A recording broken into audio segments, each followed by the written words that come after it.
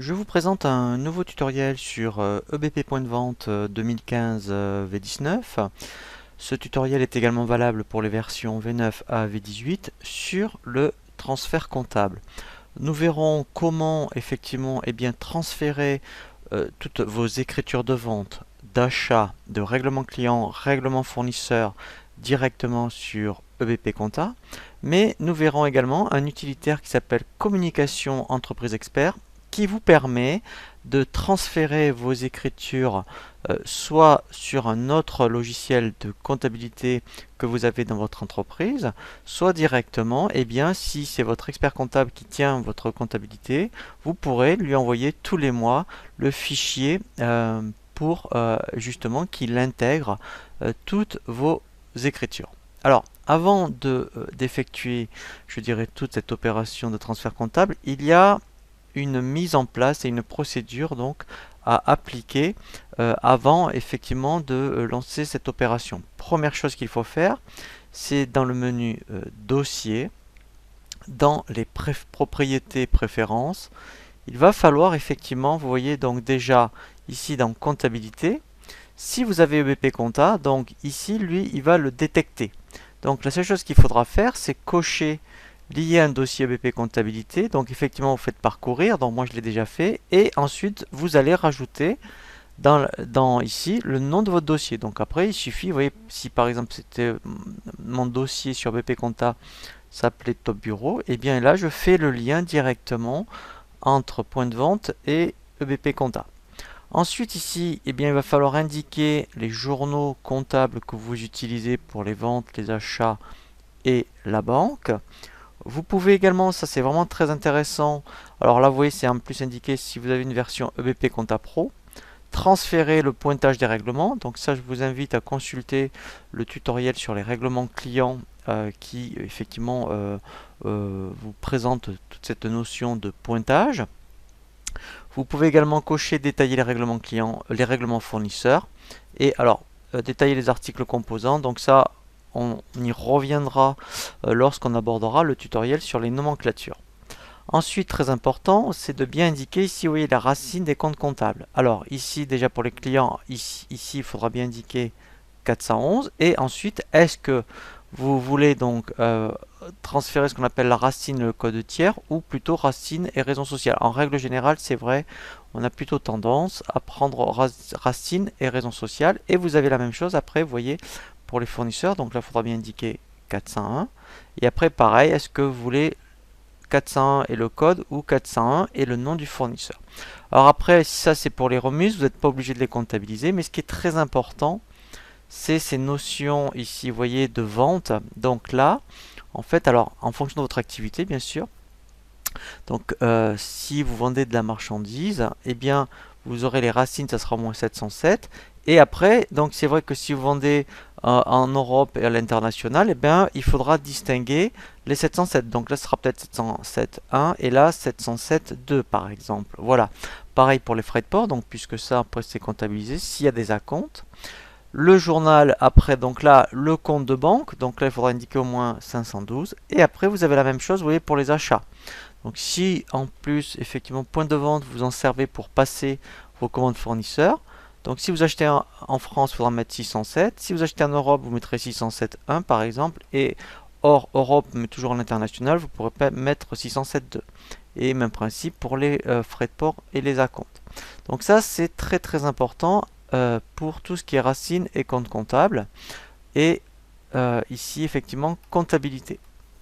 Donc une fois que vous avez fait, je dirais, cette opération, après, effectivement, alors c'est vrai que je vous invite à consulter le tutoriel sur les règlements clients et remise en banque, puisque il faut vraiment effectuer cette opération de remise en banque pour qu'ensuite, après, effectivement, dans votre transfert comptable, tous les règlements clients et fournisseurs soient bien pris en compte. Donc après, effectivement, une fois que les affectations comptables sont bien faites, dans le menu opération, alors on va commencer par le transfert en comptabilité sur EBP Compta. Donc là, effectivement, alors moi je vais laisser 12 derniers mois pour vous montrer, je dirais qu'il y a de la matière au niveau des écritures. Mais là, vous prendrez la période, donc vous pouvez faire au début, effectivement, mois par mois. Après, ici, voilà, vous cocherez, alors, donc soit vous voulez transférer que les ventes et les achats, mais moi sincèrement je vous conseille donc de passer tous les paiements clients et fournisseurs sur EBP Point de Vente. Comme ça en comptabilité vous n'aurez pas non plus à saisir, je dirais, eh bien toutes ces écritures. Donc vous pouvez cocher paiement client, paiement fournisseur, et vous pouvez, et je vous le conseille d'ailleurs, qu'il faut transférer tous les tickets de caisse, paiement de caisse et les mouvements de caisse. Effectivement, donc quand vous allez réinitialiser votre fonds de caisse, eh bien c'est une écriture comptable. Ensuite, ici, vous voyez, dans un premier temps, eh bien, vous voyez, on va prendre EBP Compta. Je conseille donc de toujours prendre l'option, vous voyez ici, aperçu, lorsque vous cliquez sur la petite flèche qui pointe vers le bas à côté d'OK. Comme ça va vous montrer, eh bien, toutes les écritures qu'il va transférer. Donc, ça va vous, et là, vous allez pouvoir vérifier d'abord si tout a bien été pris en compte. Voilà, et si tout est correct. Donc là, vous voyez, admettons, eh bien, on a donc les factures d'achat. Ici, donc là, on voit bien effectivement dans le journal de banque le règlement global qu'on a fait, alors dans le tutoriel qu'on a vu sur les règlements clients. Donc on le voit parce qu'effectivement on a fait une remise en banque. Sinon, eh bien, vous ne le verriez pas passer dans la banque. Vous verriez les ventes, mais pas les règlements. Donc là, après, effectivement, on voit toutes les ventes qu'on a faites aujourd'hui. Voilà, et là, on a le global. Voilà. Donc là, après, effectivement, donc si vous voyez que tout est correct, et bien après, vous pouvez donc relancer l'opération. Voilà. Donc, voilà, j'ai laissé, voilà, je recoche donc mon client. Voilà. Alors, moi, je vais cocher également retransférer parce que je l'avais déjà fait. Mais vous ne le ferez pas, hein. Alors, il faut jamais le faire. Pourquoi? Parce qu'en fait, il rajoute. Donc, il n'écrase pas, il rajoute, hein. Donc, moi, je le fais.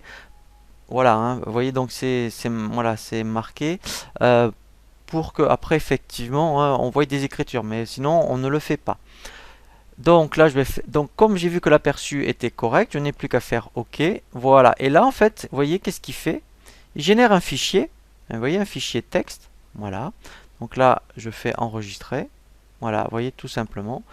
Voilà, et après quand vous lancez EBP Compta, eh bien il suffit de faire ce qu'on appelle un import d'écriture et vous allez chercher ce fichier et ensuite en fait eh bien, il va donc transférer vos écritures. Donc ça c'est la première façon lorsqu'on a BP Compta. Quand on n'a pas BP Compta, soit on a un autre logiciel de comptabilité, soit votre comptabilité est tenue par votre expert comptable, et bien dans ce cas-là on peut transférer les écritures avec un utilitaire qui s'appelle communication entreprise expert. Donc là, vous voyez dans opération transfert en comptabilité, je vais lancer communication entreprise expert.